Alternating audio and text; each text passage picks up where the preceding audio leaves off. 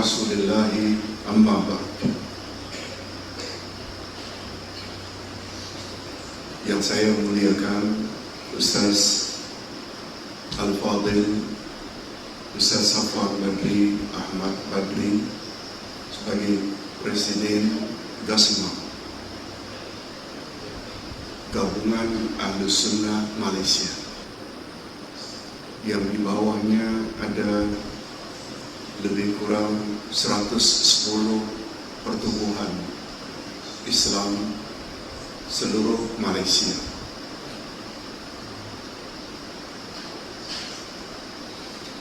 Hadirin dan hadirat sekalian, khususnya pucuk pimpinan Madrasah Al-Mizan, dan tidak lupa anak-anak sekalian yang dikasihi, Assalamualaikum warahmatullahi wabarakatuh.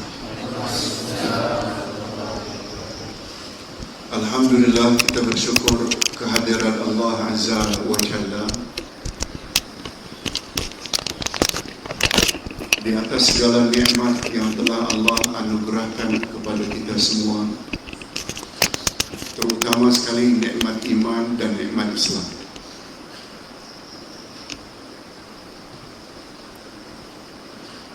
Sebab hadirin dan hadirat, khasnya anak-anak, kalau kedua-dua nikmat tersebut, yaitu iman dan Islam, tidak kita miliki,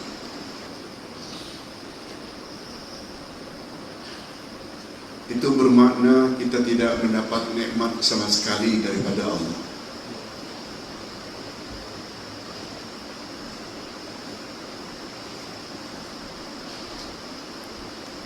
Kita akan jadi orang yang bahagia bukan saja di dunia, tapi juga selanjutnya di alam kubur, juga selanjutnya di alam akhirat,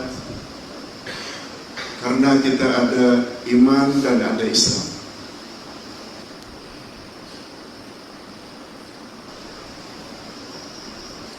Itu sebabnya kata para ulama, ada 4 nikmat yang paling tinggi mengatasi semua nikmat. Ada berapa nikmat? 4 nikmat. Tolong ikuti. Nikmatul iman,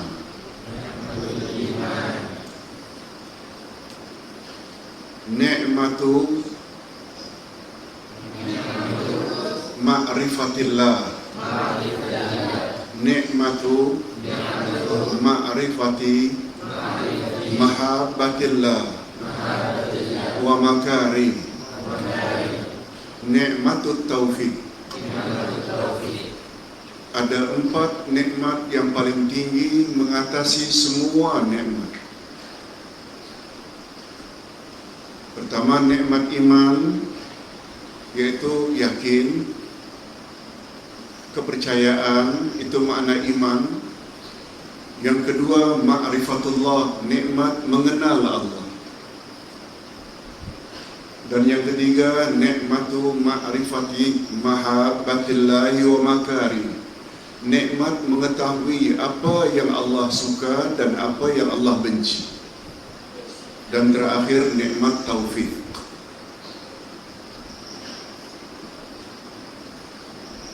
Yang pertama sekali, nikmatul iman.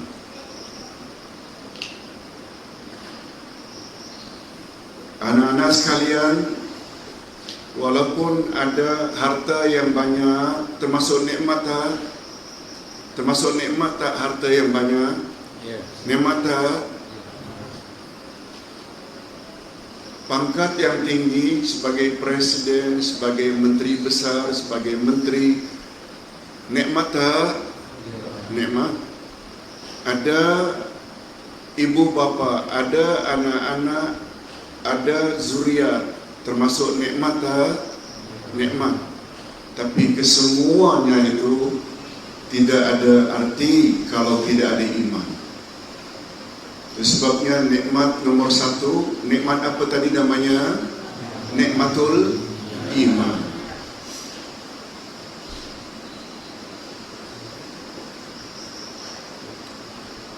anak-anak sekalian, para rasul dan para nabi sebagai utusan Allah, mereka adalah manusia yang paling tinggi imannya. Betul tak? Sejak Nabi Adam, Nabi Nuh, Nabi Ibrahim, Nabi Ismail, Nabi Ishaq, sampai kepada Nabi Musa, Nabi Isa, Nabi Muhammad sallallahu alaihi wasallam, mereka semua ada iman tak? Ada iman.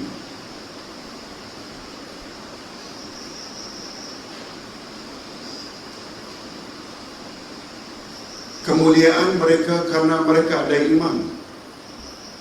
Mereka disuruh oleh Allah untuk menyampaikan kehendak Allah Maha Pencipta kepada umat manusia semuanya, betul tak? Melalui Rasul. Semua Rasul terima wahyu daripada Allah melalui malaikat Jibril, disampaikan kepada manusia wahyunya. Ada yang namanya Nuh, ada namanya Ibrahim, ada namanya Musa, ada namanya Isa, ada namanya Muhammad, untuk menyampaikan kehendak Allah kepada umat manusia. Betul tak?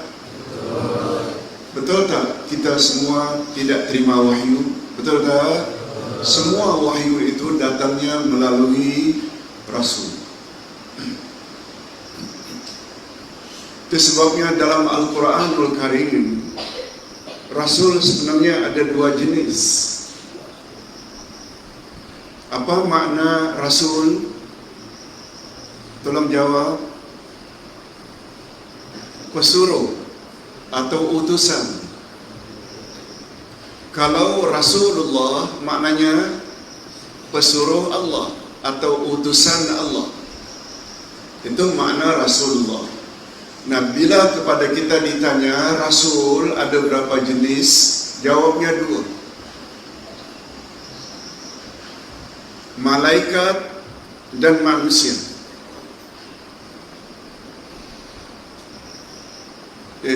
Kami tak pernah dengarlah Pak Ustaz, malaikat itu juga Rasulullah. Masing-masing malaikat ada tak tugasnya? Ada malaikat yang disuruh oleh Allah agar menurunkan hujan, namanya Mikail. Ada tak malaikat yang ditugaskan oleh Allah untuk mencabut nyawa, namanya Israel atau malaikat maut? Ada tak malaikat yang ditugaskan untuk jaga syurga, namanya Ridwan? Ada tak malaikat yang Allah tugaskan, diutus oleh Allah untuk menjaga neraka? Ada, namanya Malik. Ada tak malaikat yang ditugaskan untuk menyampaikan wahyu Allah kepada manusia, para nabi? Ada tak? Yes, itu namanya Jibril. Mereka juga adalah utusan Allah, bukan Allah sendiri yang datang jumpa baginda Rasul sallallahu alaihi wasallam untuk bertanya kepada manusia dalam kubur, sambil bertanya, siapa Tuhanmu, man rabbuka, siapa nabimu, apakah agamamu? Allah sendiri yang tanya ke atau utusan Allah? Namanya Mukar wa Nakir. Ada tak malaikat yang ditugaskan untuk mencatat amal baik dan amal buruk manusia yang berada di kanan dan di kita? Namanya Raqib dan yes. Semua malaikat-malaikat itu juga dipanggil Rasulullah.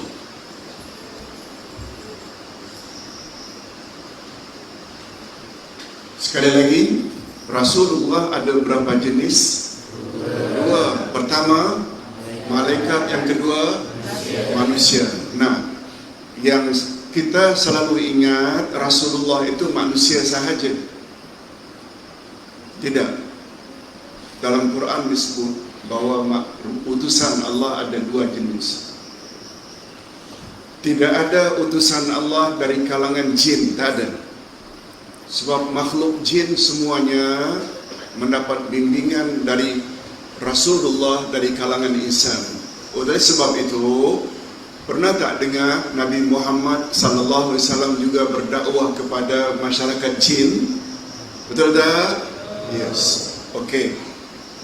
Itu dulu.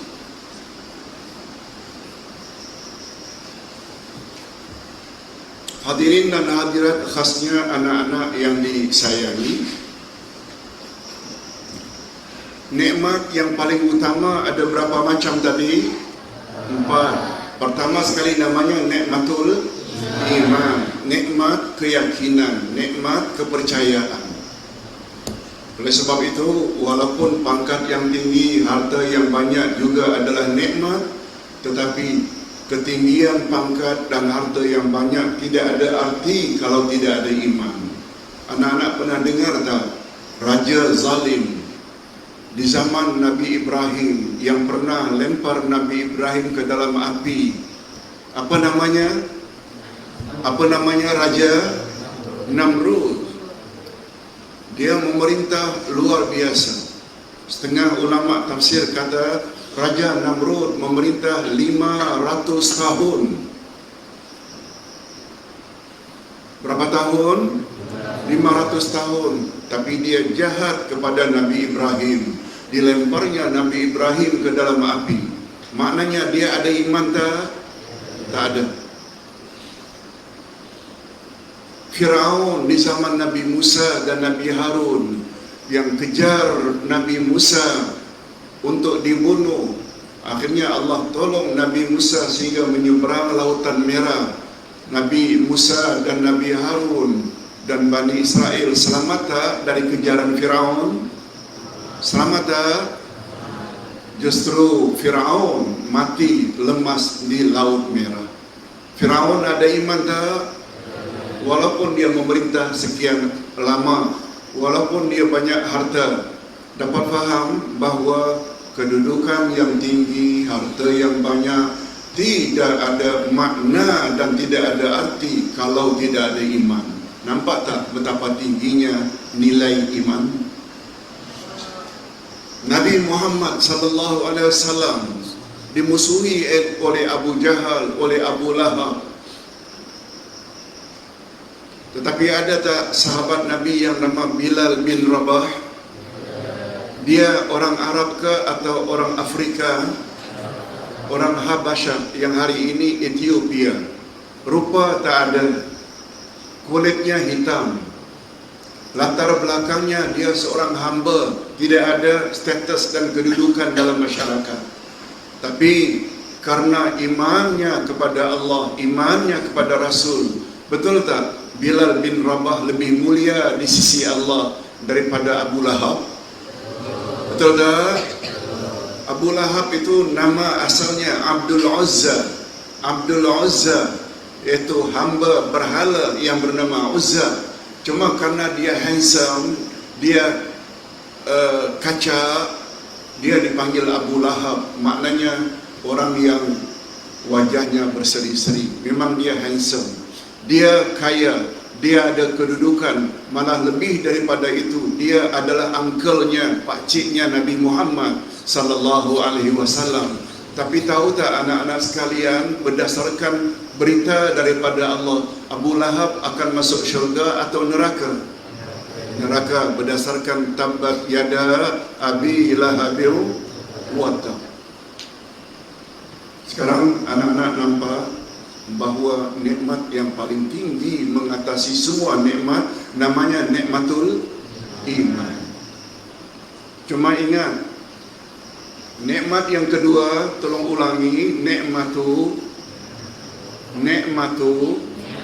ma'rifatillah. Nikmat mengenal Allah. Nikmat mengenal Allah. Itu sebabnya kata Sayyidina Ali radhiyallahu anhu, tolong anak-anak ikut, awwaluddin ma'rifatullah. Awal agama adalah kenal Allah. Anak-anak sekalian, kita wajib tak kenal Allah? Wajib tak? Mengapa kita wajib dan mesti kenal Allah? Siapa yang mencipta kita? Siapa yang beri kita segala bentuk nikmat, makan, minum, pakaian, oksigen, tempat? Allah. Kalau kita tidak gunakan istilah besar tak jasa Allah kepada kita? Padahal mak bapa mereka bukan pencipta sebenar. Betul tak mak bapa hanya sebagai penyebab kita zahir di atas muka bumi? Mak bapa betul tak hanya sekadar menyalurkan makan, minum, pakaian kepada kita? Betul tak?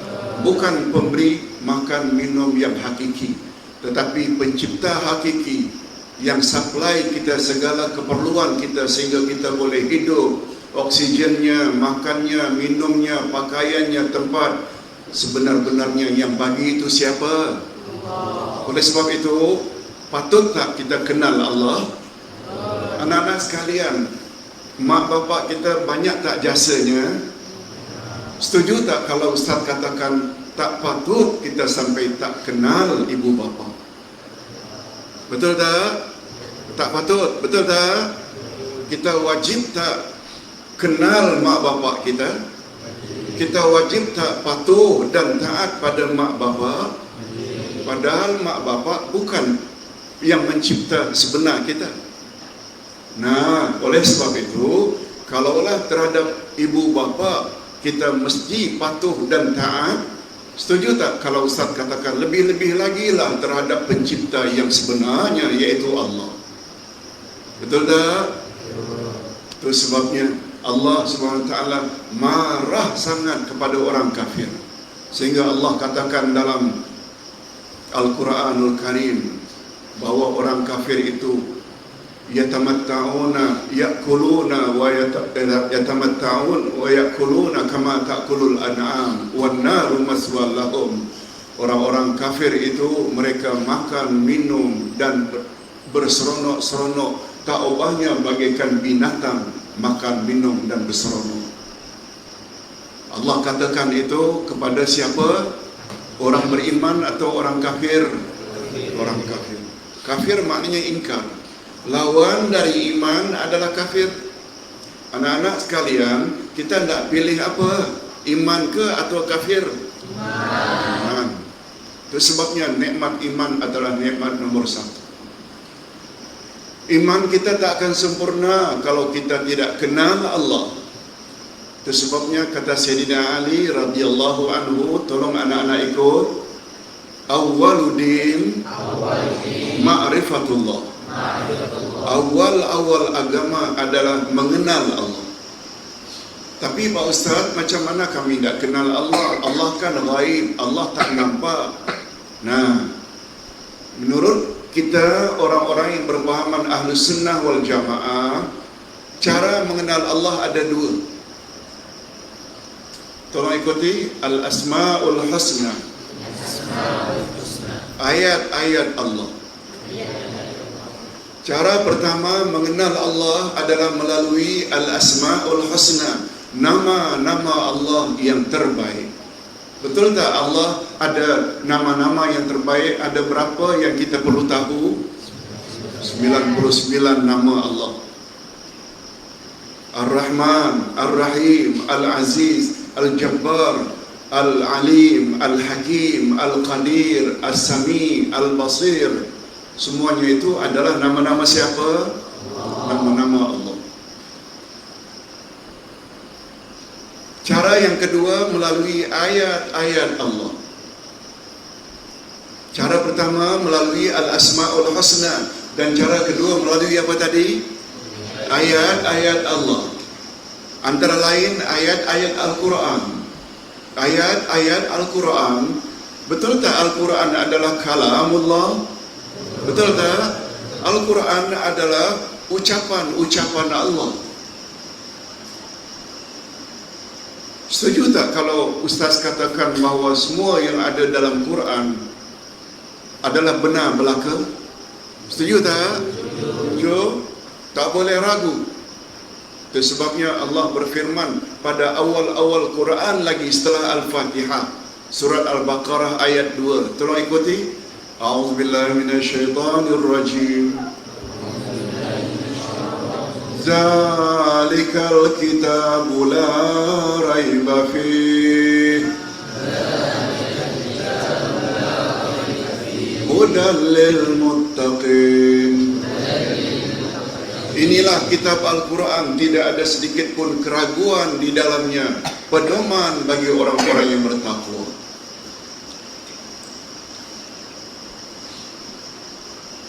Hadirin dan hadirat khasnya anak-anak sekalian, siapa orang yang bertakwa? Allah Subhanahu wa taala sebut sifat-sifat mereka pada ayat berikutnya. Tolong ikuti. Alladzina yu'minuna bil ghaib wa yuqimuna as-salah wa mimma razaqnahum yunfiqun. Anak-anak sekalian, dalam ilmu tafsir, tafsir yang paling tinggi derajatnya adalah bila ayat Quran ditafsirkan oleh ayat Quran. Ustaz ulang sekali lagi. Martabat atau derajat tafsir Al-Quran ada berbagai-bagai tertibnya. Pertama, bila ayat Quran ditafsirkan oleh ayat Quran. Yang kedua, bila ayat Quran ditafsirkan oleh Nabi Muhammad sallallahu alaihi wasallam. Yang ketiga, kekuatan tafsir bila ayat Quran ditafsirkan oleh aqwalus sahabah, yaitu pandangan-pandangan sahabat Nabi. Tak boleh kita tafsir Quran dengan akal semata-mata. Tak boleh. Sebab itu kalamullah. Oleh sebab itu bila Allah buat istilah, kemudian Allah pula yang menjelaskan istilah tersebut. Betul tak itu adalah tafsir yang paling tepat? Betul tak? Setelah Allah sebut inilah kitab Al-Quran, tidak ada sedikit pun keraguan di dalamnya. Ia Quran pedoman bagi orang yang bertakwa. Lalu Allah explain, Allah jelaskan pada ayat berikut, orang yang bertakwa itu adalah alladzina yu'minuna bil ghaib, orang yang beriman kepada yang gaib. Betul tak? Ciri-ciri pertama orang yang bertakwa, dia mesti ada iman. Betul tak? Itu dalilnya bahawa orang yang bertakwa tak akan mungkin dapat derajat itu, yaitu takwa, kalau dia tidak ada iman. Itu sebabnya nikmat yang paling tinggi mengatasi semua nikmat. Nikmat apa tadi yang pertama? Nikmatul iman. Ini dia.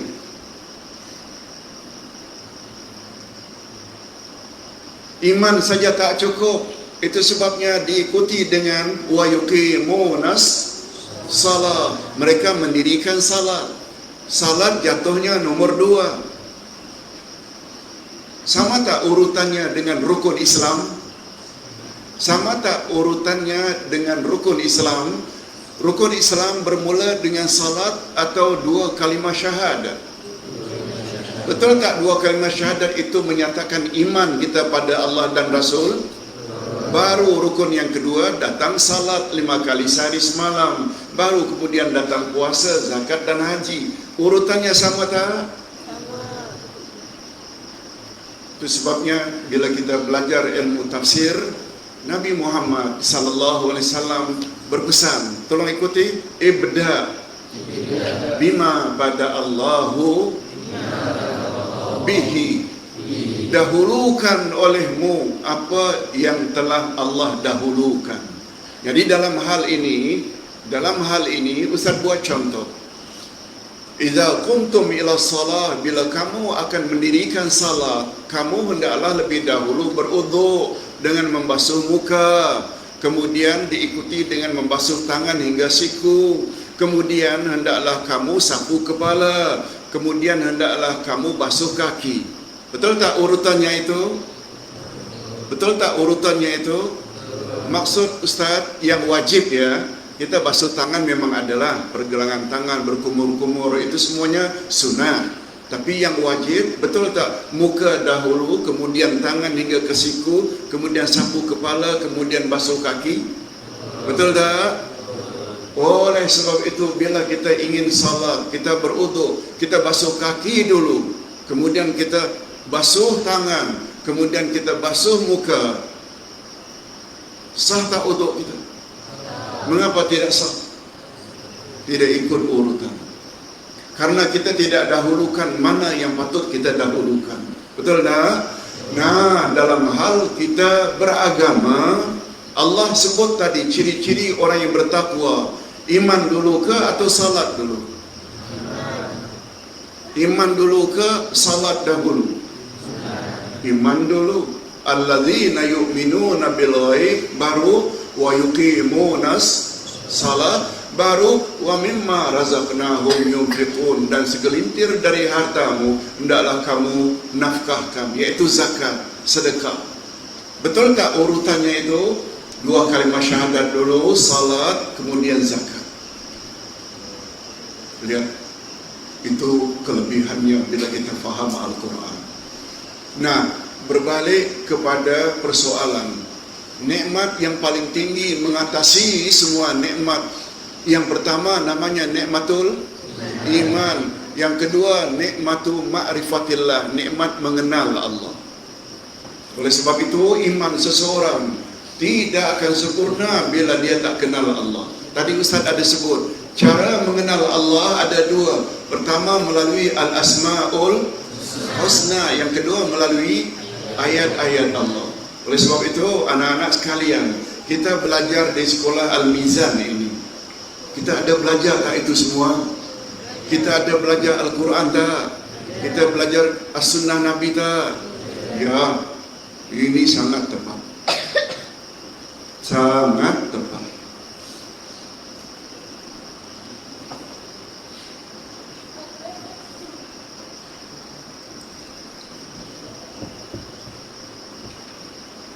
Namun demikian masih lagi belum cukup. Nikmatul iman tak akan dapat. Nikmat mengenal Allah juga tak akan dapat kalau kita tidak ikuti dengan nikmat mengetahui apa yang Allah suka dan apa yang Allah benci. Nikmat yang ketiga inilah yang dipanggil dengan nikmat majlis ilmu.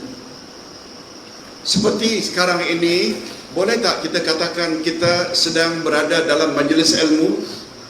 Boleh tak? Tolong ikuti sabda Nabi dalam hadis sahih, man salaka tariqan yaltamisu fihi ilma sahalallahu lahu bihi tariqan ilal jannah. Siapa yang bersungguh-sungguh pergi ke majlis ilmu, niscaya Allah mudahkan baginya jalan menuju ke syurga. Maknanya, kalau kita ingin masuk syurga, kita perlu tak tambah ilmu? Perlu tak? Lebih-lebih lagi ilmu tentang Allah, ilmu tentang iman, ilmu bermacam-macam. Hadirin dan hadirat serta anak-anak yang dikasihi, kita tadi sedang memperkatakan tentang nikmat yang ketiga, iaitu nikmat mengetahui apa yang Allah suka dan apa yang Allah benci, yang dalam bahasa singkatnya nikmat hadir majlis ilmu. Betul tak? Dengan menghadiri majlis ilmu baru kita tahu apa yang Allah suka dan apa yang Allah benci. Betul tak? Hendaklah kamu salat, Allah suka puasa, ihsan pada ibu bapa, dan Allah tak suka pula durhaka pada ibu bapa, minum arak, berjudi, berzina, rasuah. Itu semua kita perlu tahu. Majlis itu namanya majlis ilmu, sehingga Nabi Muhammad SAW namakan majlis ilmu ini di muka bumi sebagai taman-taman syurga. Itu sebabnya anak-anak sekalian, kita mesti ingat bahawa Islam bukanlah agama agak-agak. Islam bukanlah agama ikut-ikutan. Islam juga bukan agama nenek moyang. Islam adalah agama ilmu. Dan ilmu yang paling utama tentang Islam ini, rujukannya, betul tak? Rujukannya Quran dan Sunnah. Betul tak? Yes. Tolong ikuti. Taraktu fikum amrain in amsaktum bihima lam tadillu abada, Al-Quran wa sunnati. Aku tinggalkan, kata Nabi, aku tinggalkan dua perkara. Selagi kamu berpegang teguh kepada kedua-duanya, kamu tidak akan sesat selama-lamanya, yaitu Al-Quran dan sunnah Nabi atau hadis Nabi. Nah, kedua-dua sumber ini kita pelajari di Madrasah Al-Bizan ini. Oleh sebab itu, besar tak kemungkinan kita termasuk orang yang layak masuk syurga? Besar tak kemungkinan? Kita tak garanti ya, itu bukan kerja kita, betul tak? Tapi boleh tak dengan mempelajari banyak ayat-ayat Quran dan hadis Nabi membolehkan kita mudah untuk masuk syurga?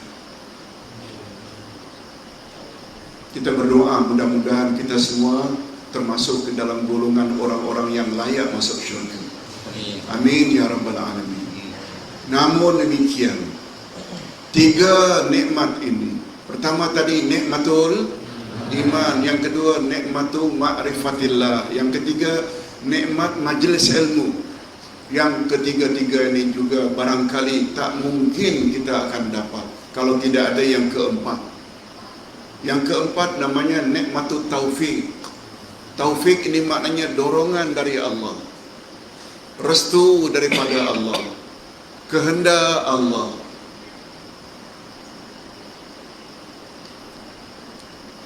Anak-anak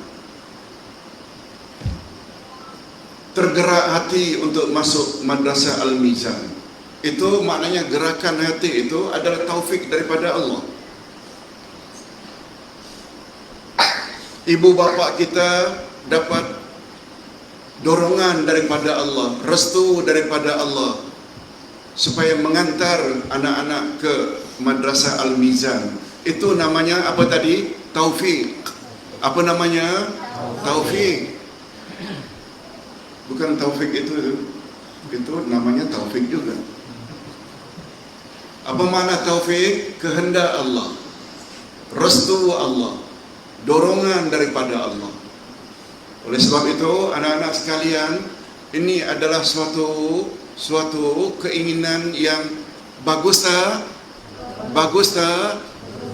Untuk mendapat bimbingan ayat Quran, hadis Nabi, iman, mengenal Allah. Itu semua kita insya Allah akan dapat nikmat yang paling besar, mengatasi semua nikmat. Kalau Ustaz, ayahanda ceritakan zaman ayahanda dulu berumur 10 tahun, 12 tahun. Keinginan ayahanda waktu umur 10 tahun itu sangat kuat untuk belajar agama, sangat kuat untuk belajar agama. Itu sebabnya ayahanda alhamdulillah akhirnya berjaya juga masuk sampai 4 universiti di luar negara, dalam negara, belajar tentang Quran, belajar tentang hadis, belajar tentang akidah, belajar tentang fiqh, belajar tentang akhlak. Semuanya bersumber daripada ayat-ayat Quran, hadis Nabi sallallahu alaihi wasallam, dan sempat pula mengarang dan menulis buku-buku, puluhan buku-buku agama, antara lain buku yang mula-mula Ustaz tulis adalah Hakikat 2 Kalimah Syahadat dan Bahaya Syirik. Apa sebab bila ditanya? Apa sebab? Sebab bila kita faham hakikat 2 kalimah syahadat, boleh tak menambah iman kita? Boleh tak? Yes, 2 kalimah syahadat boleh menambah iman kita. Itu sebabnya untuk pengetahuan anak-anak sekalian, pembelajaran Islam di Nusantara tak sama dengan pembelajaran Islam yang diajar oleh Nabi sallallahu alaihi wasallam kepada para sahabat. Ustaz ulang sekali lagi. Mudah-mudahan anak-anak sekalian tidak termasuk ke dalam golongan itu. Anak-anak sekalian, ibadah salat diperintahkan oleh Allah sempena peristiwa apa? Peristiwa apa? Isra Mi'raj, betul tak? Nabi pergi ke langit dapat arahan agar salat 50 waktu asalnya, betul tak? Akhirnya turun naik, akhirnya tinggal 5. Itu berlaku adalah setelah 12 tahun Nabi jadi Rasul. Setelah berapa tahun? Anak-anak masih ingat tak Nabi Muhammad berdakwah pada berapa tempat? Berapa tempat? 2, Mekah dan Madinah. Umur berapa baginda Rasul diangkat jadi Rasul? 40 tahun. Umur berapa baginda meninggal dunia? 63 tahun. Betul tak? Maknanya lama beliau berdakwah itu berapa tahun? 63 kurang 40, 23 tahun. 23 itu dibagi 2 pula. 13 tahun pertama di Mekah dan 10 tahun berikutnya di Madinah. Betul tak? Okey. Isra Mi'raj berlaku setahun sebelum hijrah ke Madinah. Dengan Isra Mi'raj setahun sebelum hijrah Madinah, baginda Isra Mi'raj ketika itu baru dapat kewajiban salat, puasa, zakat, haji. Itu semuanya diperintahkan ketika baginda berada di Madinah. Pertanyaannya, apa yang baginda ajar sahabat-sahabatnya 12 tahun pertama yang ketika itu belum ada salat, belum ada puasa, zakat dan haji? Apa yang ditekankan dan diajar oleh Nabi 12 tahun pertama? Jawabnya iman. Yang diajar oleh Nabi 2 kalimah syahadat. Betul tak? Iaitu berimanlah kepada Allah, berimanlah kepada aku, kata Rasul. Aku ni utusan Allah. Betul tak itu yang ditanamkan oleh Nabi? Oleh sebab itu, umat Islam wajib tak mengetahui banyak tentang apa itu 2 kalimah syahadat? Anak-anak sekalian, 2 kalimah syahadat ada 3 rukunnya. Ada berapa? 2 kalimah syahadat, asyhadu an la ilaha illallah wa asyhadu anna Muhammadar Rasulullah, ada 3 rukunnya. Anak-anak sekalian, bila sesuatu yang rukunnya tidak dibuat, sah tak perbuatan itu? Salat ada 13 rukun. Jangankan 10, 3, 5, 1 saja kita tidak buat ketika salat. Umpamanya salat tapi tidak sujud, salat tidak ada takbiratul ihram, sah tak? Batal tak? Nah, sekarang kita ingin tahu sejenak 2 kalimah syahadat, asyhadu an la ilaha illallah wa asyhadu anna Muhammadar Rasulullah. Betul tak itu adalah rukun Islam pertama? Betul tak? Rukunnya ada berapa? 3. Tolong ikuti. An-nutqu bil lisan wa tasdiqu bil qalbi wal amal bil arkan. Maknanya rukun pertama 2 kalimah syahadat, an-nutqu bil lisan, kena ucap dengan lidah. Tolong ikuti. Asyhadu an la ilaha illallah wa asyhadu anna Muhammadar Rasulullah. Itu baru 1 rukun. Rukun kedua, membenarkan dengan hati tanpa ragu hanya Allah saja yang berhak disembah, sebagaimana tadi disebut oleh Ustaz Zahir. Iyyaka na'budu, hanya kepada Engkau kami beribadah. Sama tak dengan la ilaha illallah? Sama tak? Sama, exactly. Tanpa ragu. Yang kedua, wa asyhadu anna Muhammad Rasulullah. Awak mesti juga benarkan dalam hati Muhammad itu adalah Rasulullah. Betul tak Nabi Muhammad adalah Rasul yang terakhir? Betul tak setelah Nabi Muhammad tidak ada Nabi, tidak ada Rasul lagi? Mesti tertanam di dalam hati. Kalau kita ingin selamat di akhirat, kita wajib tak beriman pada Nabi Muhammad? Tak wajib tak ikut sunnah Nabi? Wajib. Okey, itu baru dua. Ni yang paling sulit ini, paling susah yang ketiga. Al-amal bil arkan. Kita kena amalkan tuntutan dua kalimah syahadah. Kalau mulut dah ucap, aku bersaksi tiada Tuhan yang berhak disembah melainkan Allah. Lalu hati kita tanpa ragu yakin hanya Allah saja yang wajib disembah. Sembah maksudnya taat. Oleh sebab itu, sudah memadaikah ucapan lidah dengan tasdik dalam hati apabila Allah suruh kita tak buat? Sudah memadai atau belum rukunnya? Apa yang Allah larang kita langgar, memenuhi tak rukunnya? Rosak dua kalimah syahadat. Kan itu maknanya tidak penuh, tidak lengkap tiga syarat. Bila mulut ucap asyhadu anna Muhammadar Rasulullah, mulut sebut, yakin dalam hati bahawa Nabi Muhammad adalah Rasul yang sebenar-benarnya, tidak ada Rasul lagi setelah baginda, akan menjadi sempurna tak syahadat kita?